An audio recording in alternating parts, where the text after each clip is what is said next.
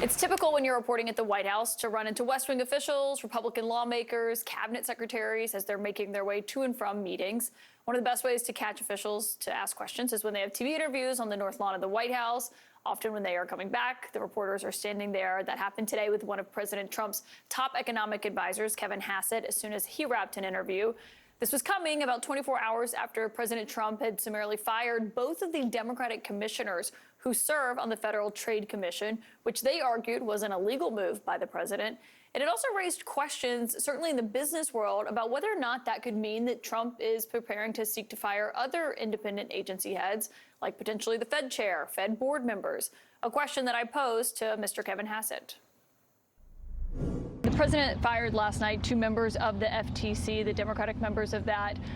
It raised questions about whether or not he does respect the independence of the Fed, or he thinks that they are fair game as well. What is the president's view on that? We very much respect the independence of the Fed. There's a massive literature that independent central banks perform better for economies. And so I don't think that's a... So he doesn't think he can fire the Fed chair? I think that that's been resolved in the previous administration. You could go back and find a clip where I talked about it right in this space. Those comments come after the press briefing where we heard from the White House press secretary on the firing of the FTC officials as she defended it. The time was right to let these people go, and the president absolutely has the authority to do it. And they were given ample notice in a letter that I believe your outlet reported on. So it pretty much explains exactly why this administration chose to let those individuals go. Is the ultimate goal to get this to the Supreme Court to try to overturn the 1935 precedent? The goal was to let these individuals go. If we have to fight it all the way to the Supreme Court, we certainly will.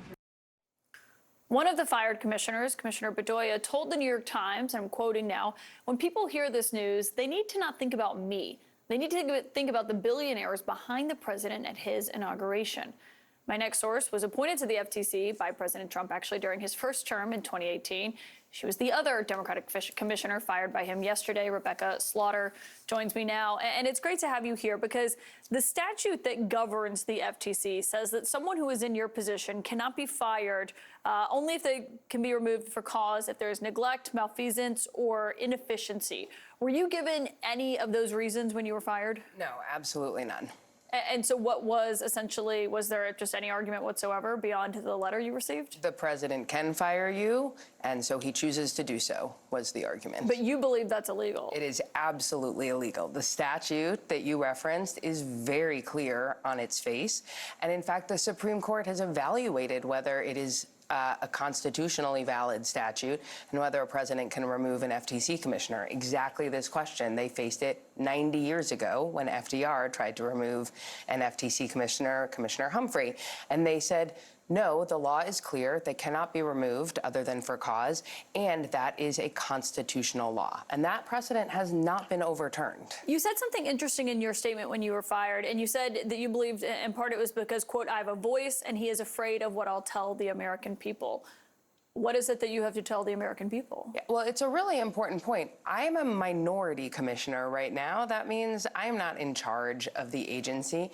But what the FTC minority commissioners can do and what commissioners at other independent agencies can do is bring transparency and accountability to the work of the agency. So without the voice of the minority commissioners, if you see, for example, the FTC dismiss one of our many litigations against some of the big tech CEOs who flanked the president in his inauguration, you may not have any reason to know what was going on behind the scenes or what some other explanations or counter-arguments will be. And that transparency and accountability has served the FTC really well for over 100 years. And that's a very real thing. I mean, we have that picture of all of the CEOs who were flanking Trump at his inauguration, but the FTC is in active litigation with some of, maybe all of, a lot of these people?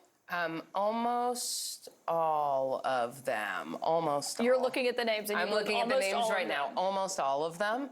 And so you're saying that in your position, you'd be able to speak out and say, okay, hey, they just dismissed this case against this company. Here's why I think that's a problem, or I disagree. Yeah, so for example, in 2019, when I was in minority commissioner at the FTC settled a big privacy case with the company that was then called Facebook for a $5 billion payment. the majority of the time touted it as the largest payment ever and a huge successful win for law enforcement. But I said I disagreed, that I thought it wasn't nearly what the violations merited, and people should understand it as a slap on the wrist for a company that had the kinds of profits and revenue that Facebook had at the time. And that kind of accountability is important. And for what it's worth, it is the kind of accountability that our now chairman provided to the FTC when he served in the minority. He had no hesitation to dissent and express disagreement, and that actually makes the work of the agency better. Yeah, and he wrote a lot when he was a minority member as well. I mean, and they have cases, one coming up against Meta with Mark Zuckerberg, who we often see at the White House. The new FTC chair that you talk about said in a statement that he wished you well, he thanked you for your service, but he said, quote, "I have no doubts about Trump's constitutional authority to remove commissioners, which is necessary to ensure democratic accountability for our government." How long do you plan to fight your firing? As long as it takes. I think the principle is really important. And to be very clear, this is not about me. I agree with what Commissioner Bedoya said. It's not about me or it's about my job. It's the principle that our laws need to be enforced without fear or favor, and specifically without commissioners fearing that they will get fired for failing to do a favor for the president's allies. And do you believe a problem. That's a real possibility now? I absolutely believe that's a real possibility. The president has been very clear about directing law enforcement to target his enemies and favor his allies. And that is really concerning, not just to markets, as you mentioned, but it should be really concerning to real people. I think it's easy to forget what agencies like the FTC do in the soup, the alphabet soup of Washington. Last year, the FTC returned $330 million back into the pockets of Americans who were victims of frauds and scams.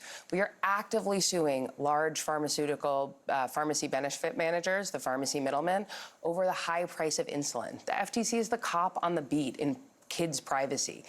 These are really important things that affect everyday people's real lives, and having the law not being forced without fear or favor is going to hurt American consumers, workers, small businesses, but it's going to be a big favor to corporate lawbreakers. Do you think this could go up to the Supreme Court, your firing? I think it could. And you're prepared for that? I am prepared for that. It is not a fight that I was excited to have, but it is a fight that I care a lot about. Rebecca Slaughter, thank you for your time tonight and for sharing your story with us. Thank you so much for having me.